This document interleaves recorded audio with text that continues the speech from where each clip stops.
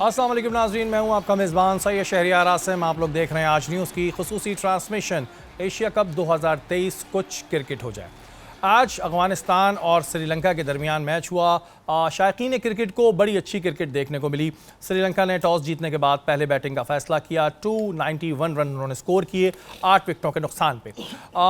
अगर हम बात करें अफगानिस्तान की, तो अफगानिस्तान को ये मैच ना सिर्फ जीतना था बल्कि सुपर 4 में क्वालिफाई करने के लिए 37.1 ओवर में ये टारगेट पूरा भी करना था।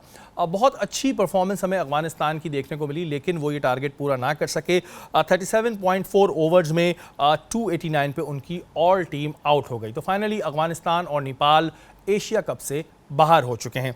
नसीम भाई, बहुत अच्छी परफॉर्मेंस हम इधर बात करेंगे। अफगानिस्तान की भी हमें देखने को मिली।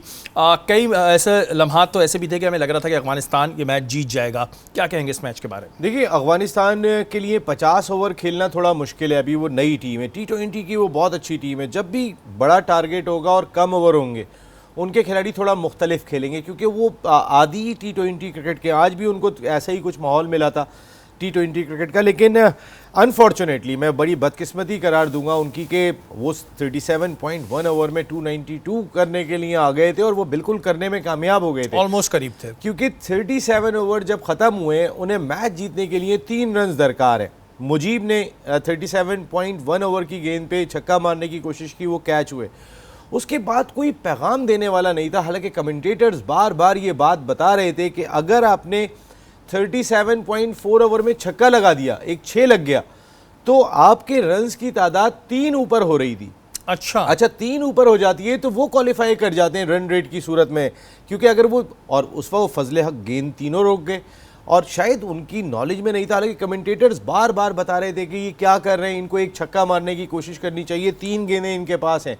यानी जहाँ वो रन को ले गए थे, वैसे नहीं, टारगेट तो 37.1 ओवर में ही मुकम्मल करना था, लेकिन जहां वो मैच को ले गए थे, अगर छक्का मार देते और छक्का मार के मैच को फिनिश करते और दोनों टीमों का एग्रीगेट काउंट किया जाता रन्स का, तो अफगानिस्तान क्वालिफाई कर गया था। वो उनकी नॉलेज में ही नहीं था। 2 गेंदें फजले हक ने रोकी और चौथी गेंद पे वो एलबीडब्ल्यू हो गए, मैच भी हार गए। इनफैक्ट पर मैच मेरे ख्याल में शायद उन्हें पता नहीं था। राशिद ये चाह रहे थे कि तुम ये सारी गेंदें रोक लो, और उन्हें पता है कि अब हम क्वालिफाई तो कर नहीं रहे, मैच जीत लें, और उसी में फजले हक विकेट दे गए। ये बड़ी कोई टीम मैनेजमेंट का भी बहुत बड़ा एक रोल है इसके अंदर, क्योंकि आपके ड्रेसिंग रूम में टेलीविज़न भी लगा हुआ है। आपको बार बार कमेंटेटर इस चीज़ से आगाह कर रहे हैं, कोई पानी की बोतल भेजें, कोई पैगाम भेजें।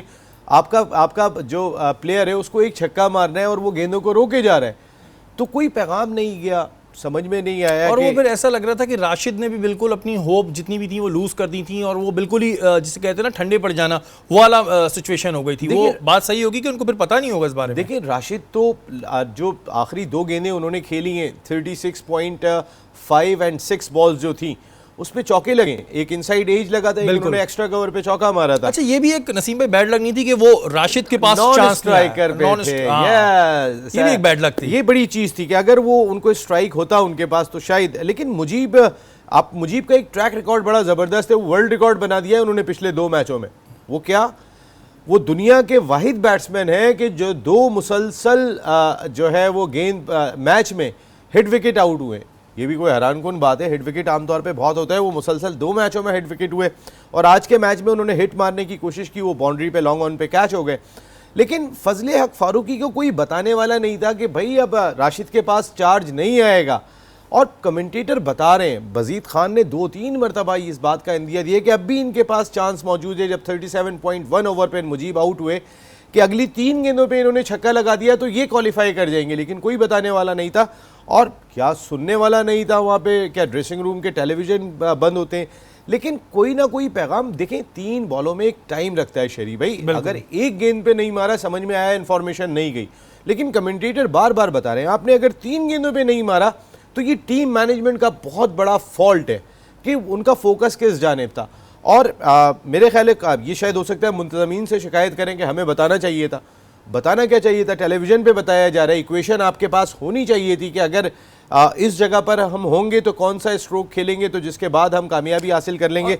जीता हुआ मैच, वो क्वालिफिकेशन गंवा दी। लेकिन ये अच्छा हुआ, पता है क्यों अच्छा हुआ? इसलिए अच्छा हुआ कि बाकी सारे मैचेस, कल का मैच छोड़ देते हैं शरीफ भाई, सारे श्रीलंका में खेले जाने। अगर श्रीलंकन टीम बाहर हो जाती तो पूरा इंटरेस्ट उनके लोगों का खत्म हो जाता है इस टूर्नामेंट से, और 4 टीमें वहाँ पे मैचेस खेलेंगी। लेकिन नसीम भाई, जैसा कि आप बता रहे हैं, तो फिर तो ये चांस इस तरह भी ले सकते थे कि वो सिंगल लेके राशिद को स्ट्राइक पे ले आते। आपने बोला 3 बॉलों में छक्का मारना था, तो सिंगल लेके फिर राशिद को भी चांस दे सकते थे। उन्होंने तीनों बॉलें जिस तरह और वो रन भी ले सकते थे, वो रोके जा रहे थे। उन्होंने उसी जगह पे रोक ली, उन्होंने रन लेने की भी कोशिश नहीं की। देखिए, मेरी अपनी जाती राय में जहाँ तक मैं समझ सका उस मैच को, हम तो कमेंटेटर को सुन रहे थे, हो सकता है उनके तमाम के तमाम खिलाड़ी बालकोनी में आ गए हों, बाकी ग्राउंड में आ गए थे। मैच इतना टेंस वाला चल रहा था, उनकी टीम एक ऐसा टारगेट अचीव कर रही थी कि जो एक्सपेक्ट नहीं किया जा रहा था कि वो कर लेंगे। लेकिन मैंने कहा ना कि इनका जो T20 का एक्सपीरियंस है वो उन्होंने यहाँ पे बरूएकार लाया। और नबी very well played, 65 on 32 balls with 5 6s and 6 4s, 204 strike था, 203.12। वो था टर्निंग पॉइंट इस मैच का, जिसने इनका मोमेंटम बनाया था इस मैच के लिए। और ये बड़ा, जैसे अभी ये बात हमें भी नहीं पता थी जो बात है, और नसीम भाई ने बताई कि चांस था, लेकिन ज़ाहिर है वो उसके बाद ऐसा लगा कि जैसे सारे हथियार डाल दिए।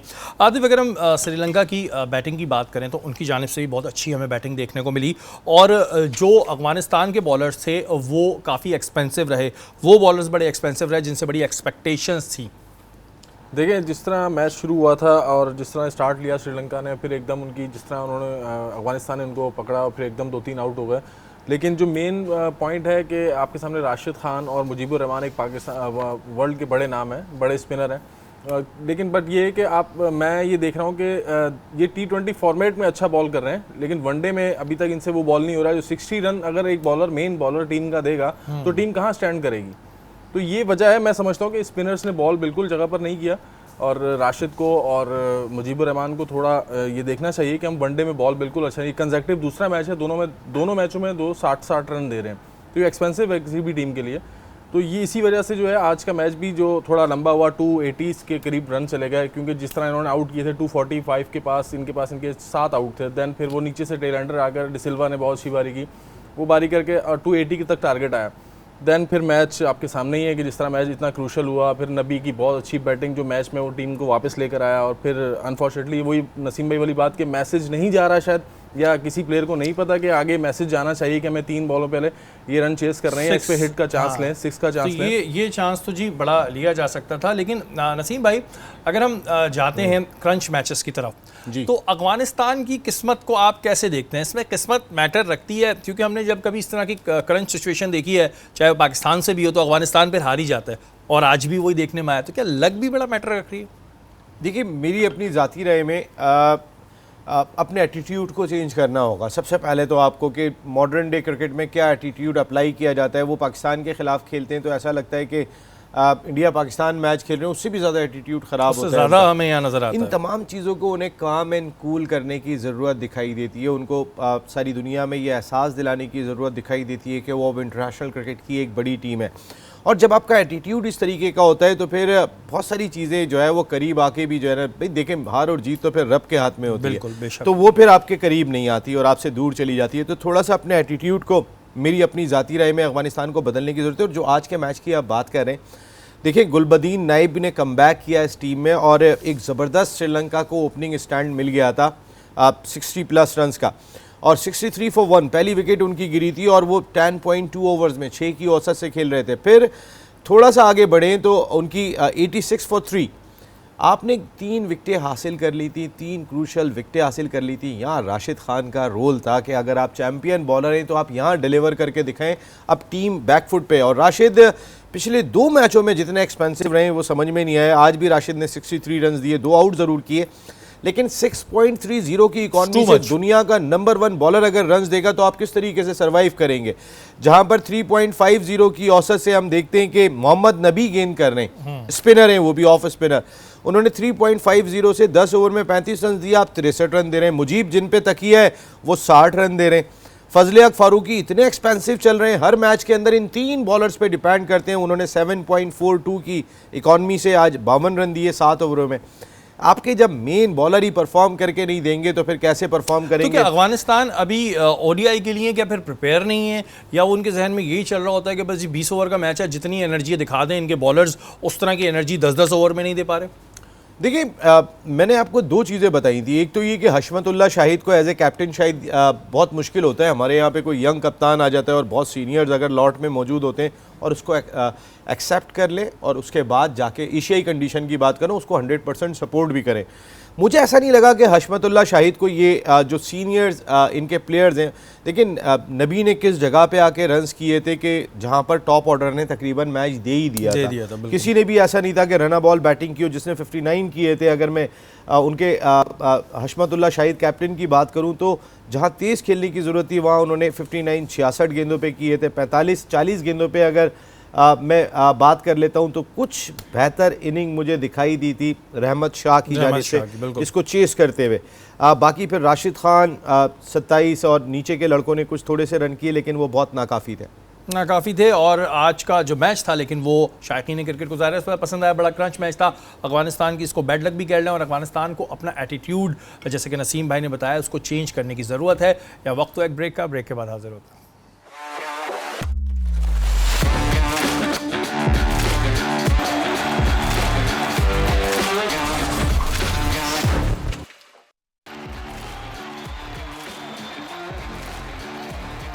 वेलकम बैक नाज़रीन, आप लोग देख रहे हैं आज न्यूज़ की खुसूसी ट्रांसमिशन। एशिया कप 2023 कुछ क्रिकेट हो जाए। कल पाकिस्तान के शहर लाहौर में पाकिस्तान और बांग्लादेश का मैच है, जो आखिरी मैच है। उसके बाद सारे मैचेस जो हैं वो श्रीलंका मुंतकिल कर दिए जाएंगे। हम अगर ये देखते थे कि जब पहले पाकिस्तान टीम अनाउंस किया करती थी नसीम भाई, तो मैच से कुछ घंटों पहले टीम अनाउंस करती थी, लेकिन अभी उन्होंने एक दिन पहले ही टीम अनाउंस कर दी है। एक चेंज आया, उसमें फ़हीम अशरफ को खिलाया गया है मोहम्मद नवाज़ की जगह। क्या ये अब अपने लड़कों पर बहुत ज़्यादा कॉन्फिडेंस हो गया है कि जी एक दिन पहले ही अनाउंस कर देते हैं, वरना पहले हम देखते थे कि आखिरी घंटों में अनाउंस होती थी? हाँ, कुछ एक कॉन्फिडेंस ज़रूर दिखाई दिया है कि हम पहले से अनाउंस कर दिया। और इंडिया की टीम पे इस पे बड़ा क्रिटिसाइज़ हुआ था कि पाकिस्तान देखो इतना कॉन्फिडेंट है, उन्होंने पहले टीम का अनाउंसमेंट कर दिया। ये पाकिस्तान इस वक्त दिखाई दे रहा है। देखिए, हम चंद घंटे पहले भी नहीं करते थे, हम टॉस के मौके पे टीम का फैसला करते थे। उससे पहले पिच ही देखते रहते थे कि इसको खिलाएं या इसको खिलाएं या किसको खिलाएं। लेकिन इस वक्त कॉन्फिडेंस लेवल एक मुख्तलिफ दिखाई दे रहा है। लेकिन मेरे लिए सिलेक्शन फ़हीम अशरफ की जो की गई है, क्योंकि रिसेंट पास्ट में मैं फ़हीम अशरफ की परफॉर्मेंस देख रहा हूँ तो कोई बहुत ज़्यादा बेहतर मुझे दिखाई नहीं दी है। ऐसे में वसीम जूनियर की परफॉर्मेंस, वो भी टीम का हिस्सा है, वो उनसे ज़्यादा बेहतर दिखाई दी है। लेकिन फ़हीम अशरफ को क्यों खिलाया? क्या फ़हीम अशरफ थिंक टैंक के वर्ल्ड कप के प्लान का हिस्सा है? जिस तरह की इंडिया में पिचेस होंगी, फ़हीम अशरफ कितने इफेक्टिव होंगे, कितने इफेक्टिव नहीं होंगे, फ़िलहाल तो इस मामले में कहना बहुत मुश्किल है। लेकिन जहाँ तक पाकिस्तान और बांग्लादेश का ट्रैक रिकॉर्ड अगर हम देखते हैं तो हमें एक बड़ी वाज़ेह बरतरी हासिल नज़र आती है। बिल्कुल 37 में से 32 मैचेस हम जीत चुके हैं, 5 में हमें शिकस्त हुई है। जो बड़े मैचों की अगर मैं बात करता हूं तो जो बड़ा लास्ट मैच खेला था वो उन्होंने 5 जुलाई 2019 को खेला था, वर्ल्ड कप 2019 का। वहाँ पाकिस्तान 96 के बड़े मार्जिन से जीतने में कामयाब हुआ था, 94 के बड़े मार्जिन से जीता था। और 315 पाकिस्तान ने किया, 221 उन्होंने किया। इमाम ने सेंचुरी की थी, बाबर ने 96 किया था, शाहिनशाह अफरीदी ने 6 for 35। तो एक बड़े मैच का पाकिस्तान के इस वक्त तीनों वो हिस्सा हैं कि जो उस बड़े मैच के अंदर परफॉर्म करके आ रहे थे। इस वक्त पाकिस्तान ऑन पेपर तो बहुत ही स्ट्रॉन्ग दिखाई दे रहा है अगर हम दोनों टीमों का मुकाबला भी कर लेते हैं तो। और जो कॉन्फिडेंस लेवल पाकिस्तान के साथ चल रहा है वो उससे कहीं ज़्यादा है। देखना ये होगा हमारे ये तीनों पेसर्स। देखिए, श्रीलंका की पिचेस में कहीं ना कहीं कुछ बॉलर्स के लिए मौजूद है, सीमर्स के लिए भी मौजूद है, पेसर्स के लिए भी मौजूद है। हमने यहाँ पर देखा थे, अब आज आपने देखा होगा कि 37 ओवर में 290 रन बना रही थी अफगानिस्तान के लिए बड़ी अच्छी पिच है। तो यहाँ हमारे तीनों फास्ट बॉलर्स, वैसे हमने पाकिस्तान सुपर लीग में देखा है, कोयटा ग्लैडिएटर्स के लिए नसीम शाह ने बहुत ज़बरदस्त परफॉर्म किया, कलंदर्स के लिए हारिस रऊफ़ और शाहिनशाह अफरीदी ने बड़ा ज़बरदस्त परफॉर्म किया हुआ है। और एक परफेक्ट बैटिंग ट्रैक T20 में भी उन्होंने ज़बरदस्त परफॉर्म किया था। लेकिन वो 4 ओवर की क्रिकेट थी जिसमें आप बहुत जान मार के डेड पिच के ऊपर गेंद कर लेते हैं। लेकिन डेड पिच के ऊपर शाहिनशाह अफरीदी, जिनका नया गेंद तो इस वक्त दुनिया में कोई मुकाबला नहीं है, पुराना भी वो बहुत अच्छा कर रहे हैं, लेकिन कल मैं ज़रूर ये देखना चाहूँगा कि वो पुराना गेंद कैसा करते हैं। अच्छा, मैं ब्रेटली का एक बयान सुन रहा था तो ब्रेटली ने कहा कि मैं ये ऐसी उम्मीद नहीं कर रहा था कि ये तीनों बॉलर्स श्रीलंका की पिचेस पे इतनी अच्छी बॉलिंग कर लेंगे, और अगर ये 5 साल इसी तरह खेलते रहे तो बड़े बड़े रिकॉर्ड कायम कर लेते हैं। आप मानते हैं इस बात को? कुछ देखिए, अभी भी it's too early to say anything. Shaheen Shah Afridi को एक बड़ी इंजरी हुई है, अल्लाह करे कि वो उस इंजरी से, ऐसा वसीम अकरम को तो नहीं हुई, वकार यूनुस को, इससे पहले बड़े बड़े बॉलर्स को जो है वो इस तरह की इंजरी होती रही है। शाहीन बहुत मेहनत करके और बहुत ही इम्पॉर्टेंट है हमारे लिए। नसीम शाह इंजरी प्रोन रहे लेकिन अब बहुत फिट होके मुसलसल परफॉर्म कर रहे हैं। मैं अभी भी इनको इतना ज़्यादा, अगर मैं वसीम, वकार, शुएब अख्तर की लेवल पे जाके देखना शुरू करूं तो अभी मैं उस जानिब नहीं देखता हूं, अभी उस लेवल पे नहीं देख रहा हूं, अभी इनको टाइम लगेगा। और सारी दुनिया इस वक्त जिस तरीके की बात कर रही है, इनका एक ही काम है, आप हेड डाउन करें और अपनी परफॉर्मेंस पे फोकस करें, ना कि इंडिया कह रहा है जी दुनिया का बेहतरीन प्लेयर है तो ब्रैटली कह रहा है कि दुनिया के बेहतरीन मतलब ट्रायर बातों में ना दिखाई दे है, रहा है। नो, और परफॉर्मेंस पे जो है आपके वो पास ज़्यादा फोकस तवज्जो है, बिल्कुल। करने के लिए अभी बहुत कुछ है और बहुत कुछ बाकी है। अच्छा नसीम भाई, अगर हम बांग्लादेश की टीम की बात करें तो इनका एक बहुत अच्छा प्लेयर लितन दास जी। वो वापस आ गए हैं कल के मैच के लिए, तो ये कितना पाकिस्तान को नुकसान देने का चांस है लितन दास से? देखिए कल बड़ा मज़ेदार चीज़ बताऊं कि नज़मुल हसन जो इनके बांग्लादेश क्रिकेट बोर्ड के सरबरा हैं, वो कल एक मीडिया टॉक में मौजूद थे जहां मीडिया ने उनसे लितन दास के हवाले से सवाल किया कि जी वो आ रहे हैं, तो आप सोचें कि क्रिकेट बोर्ड के सरबरा भी लाइल थे, वो कह रहे थे कि लितन दास कैसे आ सकते हैं, अभी तो मुझे मेरी नॉलेज में तो होता ना, इस तरह करके वो जवाब दे रहे हैं, कह रहे हैं कि हमें तो एशियन क्रिकेट काउंसिल से परमिशन भी लेनी पड़ती है, ऐसा कैसे हो सकता है वो आ रहे हैं। मेरी तो अभी कप्तान से भी बात हुई थी, मेरी तो अभी कोच से भी बात हुई थी, उन्होंने तो बताया ही नहीं कि लितन आ रहा है।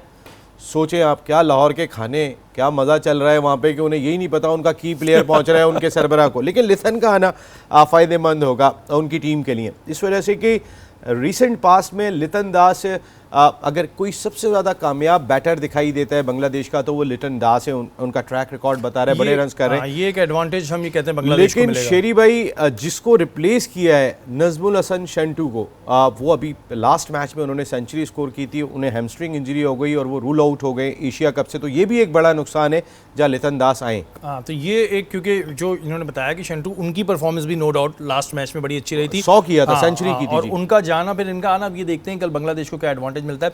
आतिफ, जो टीम पाकिस्तान ने कल अनाउंस की है उसमें जैसे कि मैंने नसीम भाई से पूछा था कि फ़हीम अशरफ को लाए गए हैं, एक तो आप फ़हीम अशरफ को लाना आप किस तरह देखते हैं, और एक सवाल फिर मैं दोबारा करूंगा कि सऊद शकील को बेचारे को कब चांस मिलेगा, अगर आप उसको खिलाएंगे ही नहीं तो फिर कैसे ये लगेगा कि भाई कितना अच्छा खेल सकते हैं। देखिए जिस तरह माशाल्लाह सऊद शकील ने आप टेस्ट सीरीज़ में आपके सामने परफॉर्म किया, पूरी दुनिया के सामने परफॉर्म किया, तो वो एक नज़र आ रही सबको परफॉर्मेंस। इसी तरह फ़हीम अशरफ की आप परफॉर्मेंस देखें तो उसकी कोई परफॉर्मेंस नहीं है, बस वही बात आ गई दोस्ती यारी और फेवरिज्म। तो मैं नहीं समझता कि फ़हीम अशरफ को इस टीम में होना चाहिए था। स्क्वाड में आप ले गए, ठीक है, आपकी मर्ज़ी है, लेकिन अगर खिलाना था तो जैसे सऊद शकील को आप चांस लेते, जिसका क्योंकि अपकमिंग प्लेयर है, परफॉर्म करके आ रहा है, पूरी दुनिया ने देखा है, और वो टेस्ट क्रिकेट में 6 रन की एवरेज से खेल रहा है, तो आप सोचें वनडे में वो किस एवरेज से खेलेगा। और वैसे भी सबसे मेन चीज़ ये है कि आपकी बैटिंग लाइन में फर्स्ट और सेकंड के बाद आपके पास नीचे लेफ्ट हैंड बैट्समैन नहीं है, क्योंकि अभी आप जैसे कल मैच खेलते हैं बांग्लादेश से, उनके पास शकीब है, एक दो और स्पिनर है जो लेफ्ट हैंड को फ़र्क डालता है थोड़ा सा मैच में, और वसीम जूनियर मैं नाम लूँगा उनका क्योंकि वो परफॉर्म भी कर रहे हैं कंटिन्यू और वो खेलते भी आ रहे हैं। तो वसीम जूनियर को आप खिलाते, या आप इसको अगर चांस देना चाहते हैं तो आगा सलमान की जगह मैं कहूँगा सऊद शकील को खिलाएं, जो टीम कम्बिनेशन बने। अब आप इस टीम में आप देखें कि आपके पास जेन्युइन स्पिनर ही नहीं है, एक तो सबसे बड़ी मिस्टेक ये, ऊपर से आप फिर फेवरिज्म, ये चीज़ें चलेंगी तो फिर टीम कैसे चलेगी। अब ये ऑलरेडी, अब जैसे नसीम भाई ने कहा है कि टीम अनाउंस करती है, इसके कई पॉजिटिव पॉइंट भी हैं, कई नेगेटिव पॉइंट भी हैं कि टीम अनाउंस करना है एक दिन पहले, तो ये चीज़ जो है सऊद शकील को इसलिए होना चाहिए था इस टीम के अंदर कि ये आपका सुपर 4 का पहला मैच है, अल्लाह ना करे कि कोई 19-20 हो जाता तो आपके पास 2 चांस मौजूद थे और आपके पास इसके बाद ट्राई आउट करने का मौका नहीं इतना ज़्यादा दिखाई देता। या तो आप ये 2 मैच जीत लेंगे तो भारत को भी जीत लेते हैं, तो तीसरे मैच में चलें आपके चांसेस हो जाएंगे कि आप फाइनल के लिए क्वालिफाई कर रहे हैं तो आप चांस देंगे। ये सऊद शकील को खिलाने का मकसद कई हवालों से बहुत इंपॉर्टेंट था। अगर आपने नवाज़ को बाहर करके फ़हीम अशरफ को शामिल किया, देखिए अगर नवाज़ को बाहर करना था तो मेरे ख्याल में मैं बिल्कुल आतिफ भाई की बात से एग्री करूंगा कि वसीम जूनियर आपके पास ज़्यादा बेहतर चॉइस थी। थोड़ा पेस चाहिए होगा इन पिचेस के ऊपर के जहां पर फास्ट बॉलर्स बहुत ज़्यादा बेबस दिखाई दे रहे हैं। दूसरी इंपॉर्टेंट चीज़ ये कि नवाज़ लेफ़्ट आर्म स्पिन करते हैं, सऊद भी ये एबिलिटी रखते हैं लेफ़्ट आर्म स्पिन करने की, तो आप सलमान अली आगा की जगह एक आपने चेंज कर लिया, फ़हीम को ले आए थे आप नवाज़ की जगह, वहाँ पे सलमान अली आगा की जगह अगर इसी मैच में अपनी कंडीशन में आप सऊद शकील को ट्राई कर लेते तो आपके पास आगे भी ऑप्शन था और चेक हो जाते सऊद शकील। लेकिन मामला ये है कि शायद आगा सलमान ज़्यादा करीब है, सऊद शकील इतने करीब नहीं है।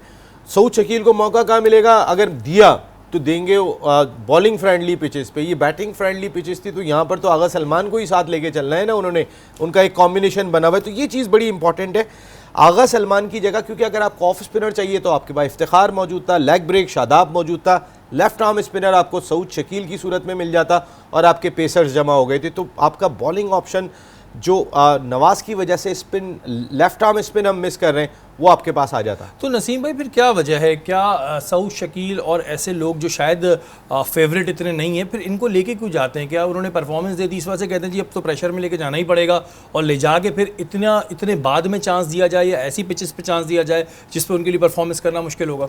देखिए यहाँ पर तो ये होता है कि अगर मुझे शेरी भाई पसंद है तो मैं शेरी भाई को मौका दूंगा उस जगह पे कि जहाँ पे शेरी भाई परफॉर्म करने के चांसेस ज़्यादा हैं, वहाँ मैं आतिफ भाई को मौका नहीं दूंगा, क्योंकि अगर मुझे पसंद आप ज़्यादा हैं। तो यहाँ पे ऐसा लगा मुझे थोड़ा सा कि पसंद ना पसंद दिखाई दी, क्योंकि कल के मैच में जहाँ आपने देखें फ़हीम अशरफ की चेंज मेरी समझ में नहीं आई।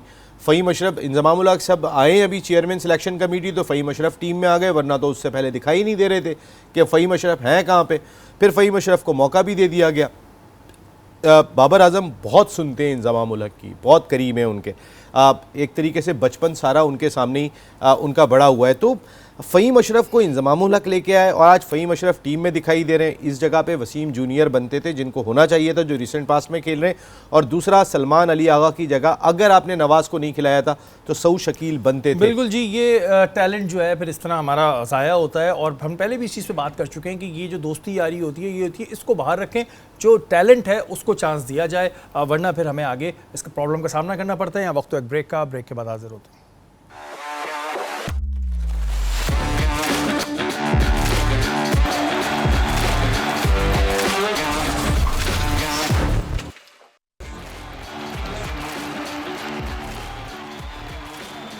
वेलकम बैक नाजरीन, आप लोग देख रहे हैं आज न्यूज़ की खुसूसी ट्रांसमिशन एशिया कप 2023 कुछ क्रिकेट हो जाए। कल हमने बात की थी इंडिया के खिलाड़ी हैं गौतम गंभीर के हवाले से। गौतम गंभीर साहब ने आवाम को कुछ नामुनासिब जो है इशारे किए थे और उसके बाद उन्होंने एक स्टेटमेंट दिया। स्टेटमेंट में तो हम बात करेंगे बाद में, लेकिन पहले मैं चाहता हूं कि पाकिस्तान की आवाम भी, इंडिया की आवाम भी ये देख ले कि पीछे से आवाज़ क्या आ रही है और फिर उन्होंने क्या इशारा किया। देख लेते हैं एक दफ़ा।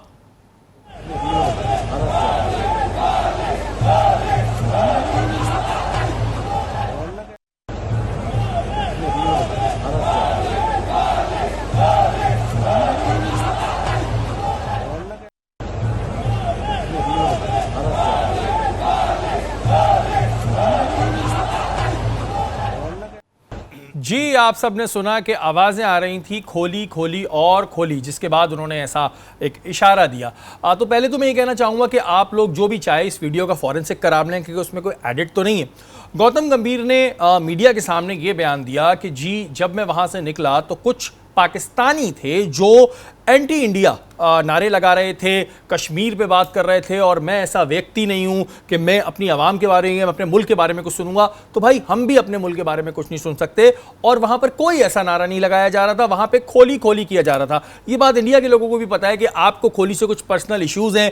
ज़ाहिर है खोली की क्लास आपसे बहुत ऊपर है, आपकी क्लास उनसे नीचे है, तो इसमें आपको इतना नाराज़ होने की ज़रूरत नहीं थी। और वो कहते हैं ना, एक झूठ छुपाने के लिए इतने सारे झूठ बोलें तो आप वही कर रहे हैं। नसीम भाई, कहाँ इधर कोई एंटी इंडिया नारे लगा रहा था या यहाँ कौन सा कोई कश्मीर पे बात हो रही थी? खोली खोली हो रहा था और फिर उन्होंने आके सारा मलबा उठा के पाकिस्तान पे डाल दिया। वो कहते हैं ना, वो हम तो बदनाम तो ऐसे भी हैं, ऐसे भी हैं, ऐसे भी सही। पहले इंडिया से क्या कम इल्ज़ामात लगाए जाते हैं हमारे ऊपर, अब उनके खिलाड़ी भी लगाना शुरू हो गए। अगर कोई सुन नहीं सकता ना, वो उसको भी सुनवाएंगे ना, तो उसको भी समझ में आ जाएगी कि ना तो कोई पाकिस्तान का नाम लिया गया है, ना कश्मीर का नाम लिया गया है। यहाँ बात हो रही है या तो कोहली कहा जा रहा है या धोनी कहा जा रहा है। देखें, ये धोनी से क्यों नाराज़ हुए थे? स्टार्ट कहानी हुई ये थी कि धोनी कैप्टन थे, उन्होंने इनको बाहर करके शेखर धवन को टीम में शामिल कर लिया था। शेखर धवन रोहित शर्मा की जोड़ी बन गई और ये बाहर बैठ के देखते रह गए थे क्योंकि उन्होंने परफॉर्म किया।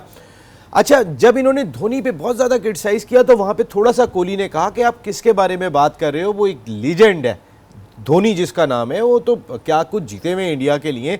मेरे ख्याल है कि वो कोहली से भी बड़े लीजेंड है इंडिया के लिए। बिल्कुल। तो इस पर वो इनके खिलाफ हो गए। अच्छा, ये इस वक्त बीजेपी के, भारतीय जनता पार्टी, नरेंद्र मोदी साहब की जो जमात है, जो हुक्मरान जमात है, उनके लीडर भी हैं, और सुनने में आ रहा है कि अब जो नेक्स्ट इलेक्शन होने जा रहा है उसमें ये वहाँ पे कोई इलेक्शन भी लड़ रहे हैं दिल्ली से। तो इन्होंने तो फिर वही वाला फंडा कर दिया ना जो पॉलिटिशियन वहाँ के करते हैं, सिंपल। कोई भी बात हो, ये बोतल भी गिरी है ना तो पाकिस्तान ने गिराई है, तो पाकिस्तान पे डाल दो, इन्होंने वही किया। वो मैं कह रहा हूँ, हम तो बदनाम तो वैसे भी हैं, ऐसे भी सही, लेकिन गौतम गंभीर साहब, सारी दुनिया ने सुना है और सारी दुनिया आपका एटीट्यूड जानती है। देखिए, मैंने आपको पहले भी बताया था कि मैं 4-5 मरतबा इंडिया जाना हुआ, एक आदमी भी नहीं मिला कि जो खिलाफ बात करे। मैं क्रिकेटर्स की बात करूँ ना, धोनी का मैंने इंटरव्यू किया, कोहली का मैंने इंटरव्यू किया, तेंदुलकर का मैंने इंटरव्यू किया, राहुल द्रविड़ का मैंने इंटरव्यू किया, इनके बड़े कुंबले का मैंने इंटरव्यू किया। आप यकीन माने, जो कमिटेड लोग हैं, हेड डाउन लोग हैं, ये एक वाहिद शख्सियत मुझे अपने कैरियर के अंदर टकराई है कि वो जो कहना चाहिए ना कि मुझे बड़ा अफसोस से ये लफ्ज़ कहना पड़ रहा है, मैं इसको कहता कि जैसी सब मोहब्बत करने वाले उनमें कोई बदबूदार किस्म की शख्सियत आ जाती है ना, ये वैसी शख्सियत लगते हैं तो ये इंडिया की। इतना इनमें जलन कुकड़ापन क्यों है? ये क्यों, मतलब ठीक है भाई, अब एक बंदा परफॉर्म कर रहा है, अगर कोहली आपसे ऊपर है या और कोई आपसे ऊपर है तो इसमें क्या कर सकते हैं? इसमें हम तो कुछ नहीं कर सकते। देखिए, वो दोनों लीजेंड हैं। आप देखें कि कोहली का क्या कंपैरिजन है आज मॉडर्न डे क्रिकेट के अंदर। धोनी ने जो कुछ जीत लिया, दुनिया का कोई कप्तान नहीं जीत सका। वो इतनी कामयाबियां हासिल करके चले गए। इनकी लगती है तो धोनी की वजह से उनकी कोहली से भी लग गई, क्योंकि कोहली ने हमेशा धोनी को सपोर्ट किया। और अभी जो कैप्टनशिप का मामला हुआ था रोहित शर्मा और विराट कोहली का, उसमें भी कहीं ना कहीं एक रोल था। ये कहीं ना कहीं रोहित शर्मा को सपोर्ट करते हुए दिखाई देते हैं, ये कोहली को सपोर्ट नहीं करते, क्योंकि कोहली और धोनी एक पेज पे लड़ लिए। अरे भाई, अपने मुल्क में लड़ाई रखो, हमारे मुल्क में लाने की जरूरत क्या है? ये चीज जो है ना जी, बड़ी बुरी लगती है कि कुछ भी किया वो पाकिस्तान ने किया। वहाँ एक ऑडियंस थी, वो भाई इतने सारे कैमरे, जाओ फॉरेंसिक करा लो, फॉरेंसिक रिपोर्ट आए तो मुझसे भी शेयर कर लेना। आतिफ, आप क्या कहना चाहेंगे इस पे? देखिए, जो रिएक्शन गौतम ने दिया, आप देखें अगर ग्राउंड में मैच हो रहा है, हज़ारों की तादाद से क्राउड होता है, और वो एक फील्डर अगर मिड ऑन पे या मिड विकेट पे कहीं पे भी किसी लॉन्ग उस पर पोजीशन पे फील्ड कर रहा है, तो उसको कितनी की आवाज़ें सुनने को पीछे से मिलती हैं, कितनी हुटिंग होती है, तो वो तो नहीं कोई जवाब देता। अगर कोई और वैसे भी अगर देखें जाए, वीडियो को देखें आप, तो गौतम तो वैसे ही फ़ोन पे थे।